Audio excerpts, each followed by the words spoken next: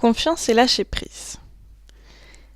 La foi est l'une des dimensions les plus importantes de la vie intérieure. Je ne parle pas de la foi telle qu'on l'entend à propos des religions monothéistes, c'est-à-dire la croyance en Dieu sans preuve de son existence, mais de cette foi que l'on pourrait qualifier de confiance, sans laquelle on ne peut pas avancer, progresser dans la vie.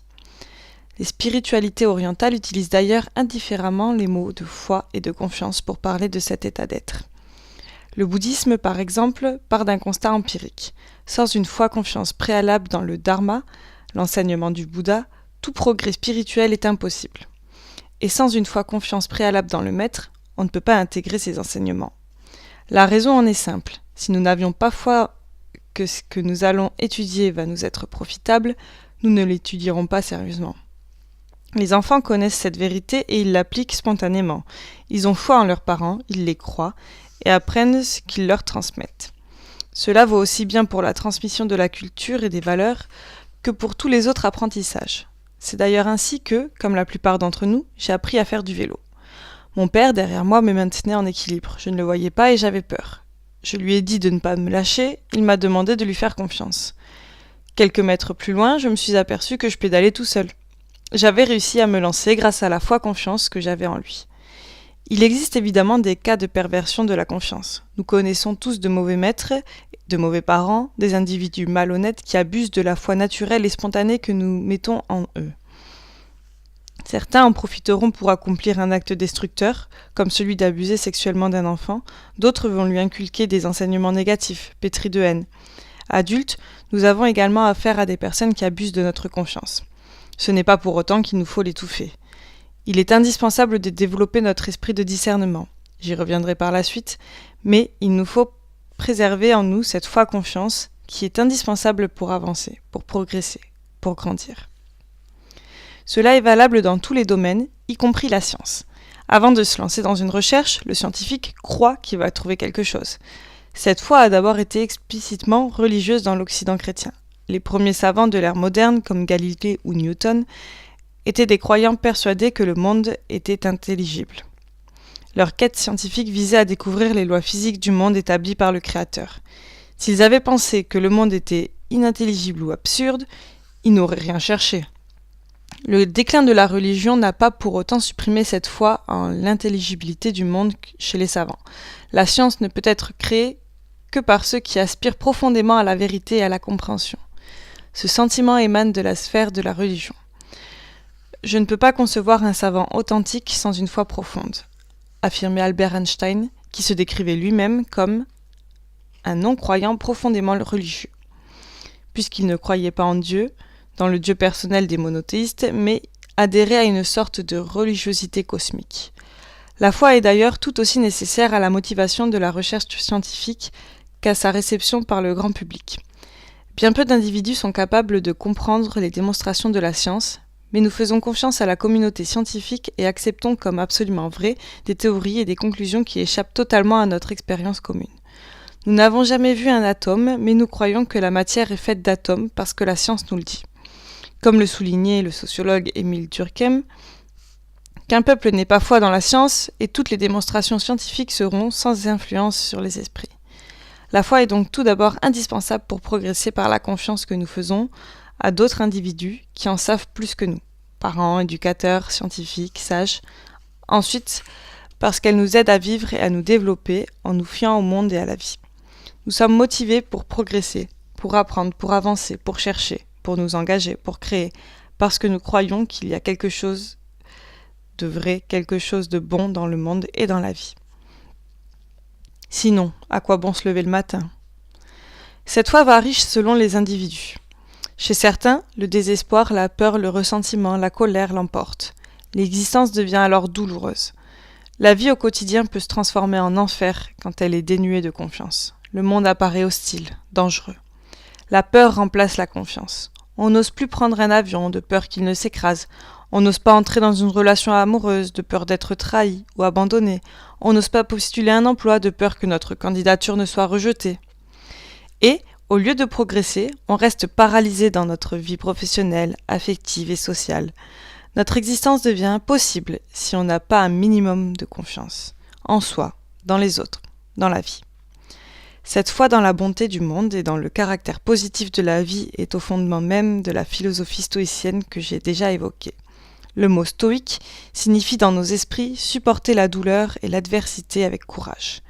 Mais les fondements du stoïcisme sont bien plus amples. Zénon avait observé le monde qui nous entoure, le cosmos, et en avait tiré le constat que celui-ci est organisé par une raison universelle selon une finalité qui nous échappe. Il voyait dans cette organisation un plan divin, et donc une preuve que les dieux, ou la providence, ne laissent rien au hasard. Il invitait ses élèves à adhérer à ce plan et à lui faire confiance. De toute manière, ajoutait-il, il ne sert à rien de se révolter ni de se lamenter. D'une part, il est impossible de faire obstacle à la volonté divine ou à la raison universelle, et, d'autre part, les dieux nous donnent certes des épreuves, mais aussi des moyens de les surmonter. C'est ce que résume encore une fois Épictète. Lève les yeux vers les facultés que tu possèdes et, après les avoir contemplées, dis « Donne-moi, maintenant, Zeus, les circonstances que tu veux. J'ai l'équipement que tu m'as fourni et les ressources pour me diriger à travers ce qui arrive. » Non, mais vous restez assis à trembler que certaines choses n'arrivent et, lorsque d'autres sont arrivées, à vous plaindre, à pleurer et à vous lamenter. Ensuite, vous vous en prenez aux dieux. Dans la lignée des stoïciens, et sans nécessairement croire en Dieu, un individu qui a la foi en la vie et qui est persuadé que tout ce qui advient est bénéfique, même si les apparences sont tout autres, développera une confiance et une positivité qui ne feront qu'entretenir et nourrir cette croyance et cette confiance. Plus nous voyons les cadeaux de la vie, plus ils viennent à nous. Plus nous percevons le positif de l'existence, plus la vie nous semble belle et lumineuse. Cette foi confiance dans la vie se manifeste par une attitude que l'on retrouve sous divers noms dans les sagesses et les grands courants spirituels de l'humanité. L'abondant, la quiétude, le lâcher-prise. Jésus s'adresse à ses disciples inquiets des aléas de la vie pour leur commander, en termes finalement très stoïciens, de s'abandonner à la providence. Voyez les corbeaux, ils ne sont ni semailles ni moissons, ils n'ont ni grenier ni magasin, et Dieu les nourrit. Vous valez tellement plus que les oiseaux. Ce thème de l'abandon à la volonté de Dieu et à sa providence est l'un des leitmotivs de la spiritualité chrétienne, mais aussi juive et musulmane. Le vrai croyant, c'est celui qui accepte la vie comme la volonté même de Dieu. L'abandon à la volonté divine le met dans un état de paix intérieure que les stoïciens appelaient l'apathéa, la tranquillité de l'âme, l'absence de toute agitation intérieure. Cet abandon radical, le théologien et mystique dominicain Maître Eckhart le développe au XIVe siècle en inventant la notion de Gelassenheit, de l'allemand Lassen, littéralement le laisser-être. Maître Eckhart prône le rien vouloir, rien savoir, rien avoir comme condition de la sérénité qui, pour lui, signifie l'union à Dieu. Dans une perspective cette fois radicalement athée, on retrouve des conseils similaires chez le philosophe allemand Arthur Schopenhauer. Il faut que l'homme arrive à l'état d'abnégation volontaire, de résignation, de calme véritable et d'arrêt absolu du vouloir. Schopenhauer s'est en partie inspiré de la philosophie hindoue des Upanishads qui prônent l'acceptation du réel et la suspension de la volonté comme condition de la libération intérieure. Sans aller jusqu'à cette mystique de l'abandon de toute volonté, admettons qu'il nous est impossible d'exercer une maîtrise totale sur notre vie. Les failles par lesquelles l'impromptu surgit sont imprévisibles. En voulant à tout prix contrôler cette part d'impondérable, nous nous condamnons à vivre dans l'angoisse permanente. Nous ne pouvons pas non plus contrôler autrui.